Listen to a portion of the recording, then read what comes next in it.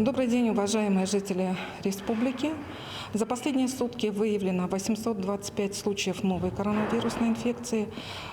Сохраняется тенденция распространения заболевания в районах республики. Только 23,4% новых случаев было зарегистрировано в городе Якутске, в районах 76,6%.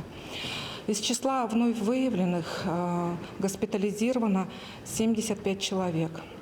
В целом по республике развернуто 1727 коек для лечения больных с COVID-19, из которых сохраняется в резерве 28,8%.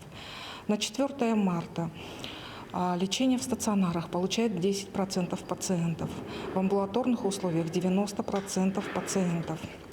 За сутки выздоровело 175 человек. Доминирующим возбудителем является штамм омикрон. Но вместе с тем 20% COVID-19 связан со штаммом дельта, который вызывает тяжелые формы заболевания. Все тяжелые случаи заболевания зарегистрированы не у вакцинированных пациентов, а с тяжелой сопутствующей патологией. Важно обратить внимание, что все-таки в данном случае необходима специфическая профилактика, и эта специфическая профилактика должна быть, конечно же, у всех, и в том числе у лиц старшего возраста и у лиц с хроническими заболеваниями.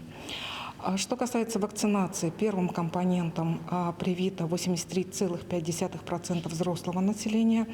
Ревакцинацию прошли 145 241 человек. Это составляет 60,8% от общего количества лиц, у которых наступил срок ревакцинации. Низкие темпы ревакцинации отмечаются в следующих районах: Валданском, Мегино-Кангаласском, Ваймяконском районе и в городе Якутске. Уважаемые жители республики, необходимо в срок пройти повторную вакцинацию для создания устойчивого иммунитета.